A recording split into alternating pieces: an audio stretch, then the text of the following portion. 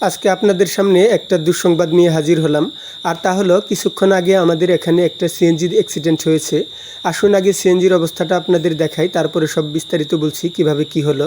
এটাই সেই সিএনজি যেটা কিছুক্ষণ আগে দুর্ঘটনার শিকার হয়েছে। আসুন আপনাদের একটু সামনে থেকে দেখাই। গাড়িটা মূলত সামনে আঘাত খাওয়ার কারণেই এরকম ভেঙে চুরমার হয়ে গেছে। গাড়ির সামনের ফ্রেমের একদম উপরের যে অংশটা আপনারা দেখতে পাচ্ছেন একদম ছাদ ঘেঁষে এই যে এখানেই মূলত আঘাতটা লেগেছে, যার কারণে গাড়িটার ছাদ উপর থেকে বাঁকা হয়ে একদম পিছনের দিকে চলে গেছে। আসুন এখন আপনাদের গাড়ির ভিতরের অংশটা একটু দেখাই, তারপরে আপনাদের খুলে বলছি দুর্ঘটনাটা আসলে কিভাবে ঘটলো। এখানে এখনও সিটের মধ্যে রক্ত লেগে আছে। কমিউনিটি গাইডলাইনের কারণে আপনাদের এখানে রক্তগুলো দেখাতে পারছি না।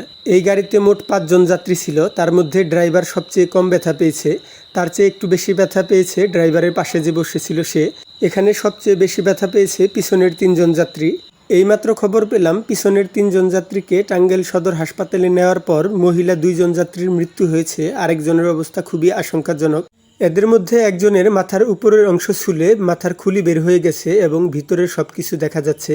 আরেকজন মহিলার সামনের দাঁত মুখ সহ চোয়াল ভেঙে মুখের ভিতরের দিকে ঢুকে গেছে। যাই হোক, এসব আর না বলি, এখন আসুন মূল ঘটনাতে চলে যাই। গাড়িটি মূলত একটি গাছের সাথে ধাক্কা খেয়ে এরকম অবস্থা হয়েছে। এই যে আমার সামনে একটা হেলে পড়া গাছের মাথা দেখতে পাচ্ছেন, এটার সাথেই সিএনজির ধাক্কা লেগেছিল। এখন এই দুর্ঘটনার জন্য দোষটা আসলে কাকে দিব সেটাই খুঁজে পাচ্ছি না, কারণ একজনের ভুলে দুর্ঘটনাটি ঘটেনি, এখানে অনেকগুলো বিষয় জড়িত আছে। ঘটনার সূত্রপাত হয় আজকে রাতে, কারণ আজকে রাতে বৃষ্টির সাথে সাথে আমাদের এখানে প্রচুর ঝড় হয়, যার কারণে ঝড়ে এই গাছটি ভেঙে তারের উপরে পড়ে যায়। আর বাঙালিদের অবস্থা তো আপনারা জানেনই, সরকারি মাল পাইলে আর হুঁশ থাকে না। এখানেও তার ব্যতিক্রম হয়নি।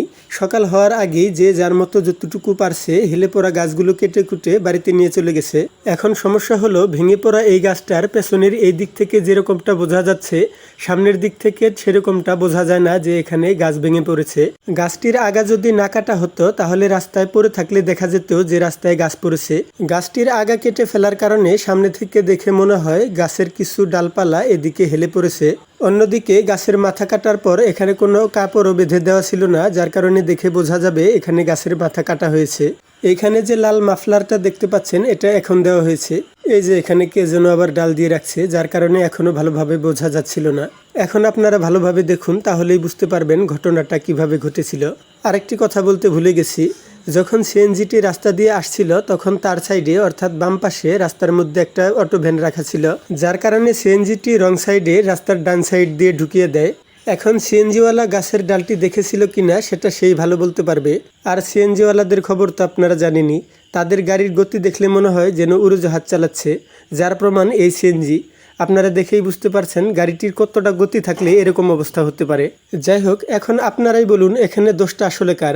যে গাছ কেটেছে তার, নাকি যে ভ্যান রেখেছিল তার, না সিএনজি চালকের? এখানে আমার মতামত হচ্ছে যে গাছ কেটেছে তার সবচেয়ে বেশি দোষ, কারণ সে যদি গাছ না কাটতো তাহলে গাছটি দেখা যেত। আরেকটি বিষয় হতে পারত যদি গাছ কাটার পর সে সেখানে কোনো কাপড় বেঁধে রাখতো।